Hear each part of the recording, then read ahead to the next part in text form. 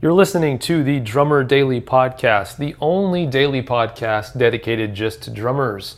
Go to my website at danielhadaway.com. Hey there, welcome back again for another episode of Drummer Daily. Today I want to talk about a few tips for muffling drums.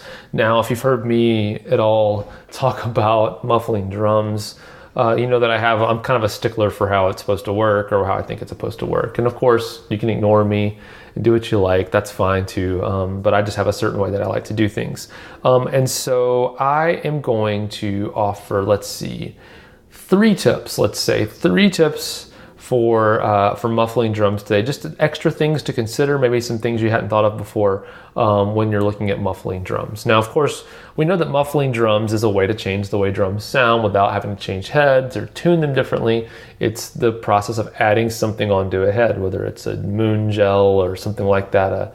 There's like Drum Dots, I think, is another brand, or other kind of things you might add onto the drum head to kind of keep it from resonating as much as it used to. That's what we're talking about here, just in case you're not aware of what that is. But, so 3 tips for muffling drums. The first thing is, I want you to consider using, let me jump back. That was going to be tip number 2. Let me tell you tip number 1 first, that I want to kind of go in order here at least, that makes sense. So tip number 1, and I've said this one before, is before you muffle a drum, you should try to get that drum to sound as close to what you want it to end up sounding like as possible, just with tuning it. So before you muffle the drum, tune that drum and try to get that sound that you want.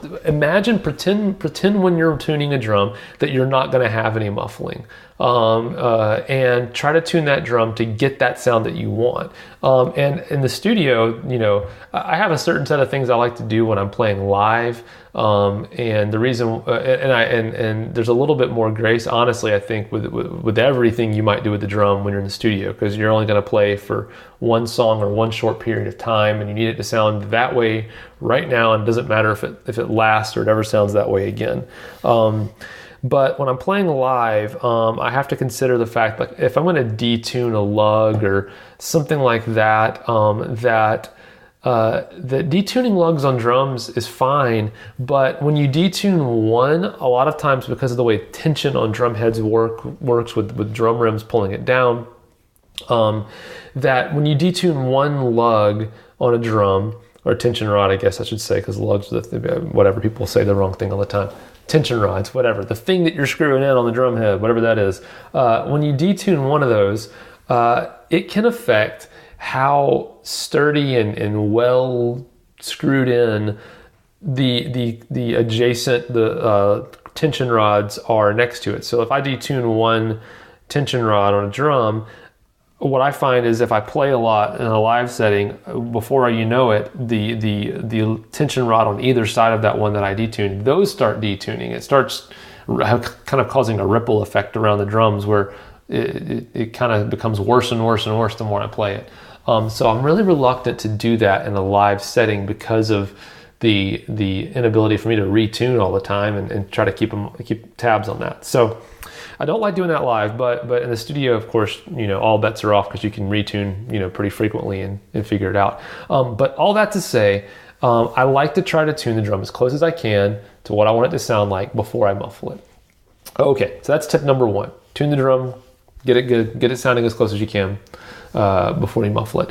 Number 2, when muffling, I'd like for you to consider some alternative muffling solutions. For example, and I'm sure you've probably thought of a few of these already, a lot of guys love to throw gaff tape on their drums and just keep gaffing it and over the top, just do it, which is fine.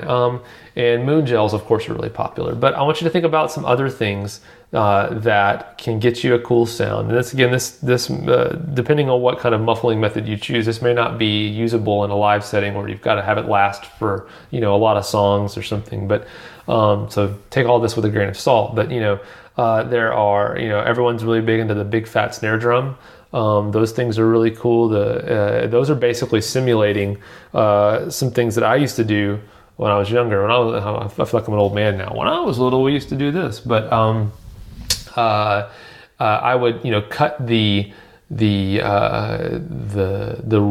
the hoop off of an old drum head, so it was just a flat piece of plastic, and I would put that on a drum head to kind of add some thickness, and that's kind of what big fat snare drums do. It's the same kind of idea. So I used to do that, and so if you don't have the funds for a big fat snare drum, think about just taking an old drum head and getting an X-Acto knife. Be very careful, of course, doing this, or scissors, and cutting that out. So consider that. There's a thing I saw the other day, and I had never seen them in person. I was in Chicago the other day. I saw a thing called Roots EQ, and those are kind of like felt rings you can put around your drums to get a real vintage sound. Those are cool. Of course, I don't know if you've seen snare weight. Those are really cool. I use a couple of those on mine. I use the snare weight M80. Those are leather little guys that you can clip onto a drum, and they put a little leather strip down on the drum that's really nice muffling. And I like the M80s because they have magnets where you can kind of adjust how much muffling you want on the drum, and those stay on the drum all the time. They don't fall off in the case or anything. So I like those. So all that to say, consider alternative muffling, whatever you're used to. Maybe try something else. Oh, and one more thing that's really cool that I've done before. If you want a really cool, I like the big fat snare drum and putting those drum heads, or adding another layer of a drum head on, but sometimes you lose a little bit of like the high end kind of the crispiness to it, to your snare drum, especially if you're doing that. And so this is something I did. This is going to be really funny, but back when I was younger, I was in the show choir band when I was in high school, and we had to play this song Hot Stuff, which I think was a Donna Summer song, kind of a disco song. Anyway, played that song, and the snare drum for that one song, we wanted that fat kind of 70s, late 70s snare sound. And this was years and years ago. There was no such thing as big fat snare drum or anything like that. So what I actually did for that song was I had a stack of about probably 10, 15 pieces of old sheet music. So just regular printer paper, basically, that I had then kind of taped together on the corners, around the corners, to keep them all together.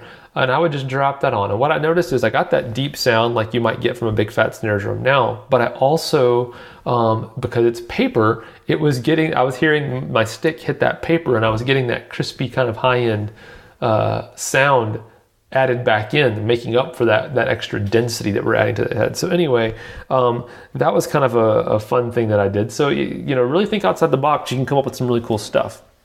Okay, so that's tip number 2, alternative materials.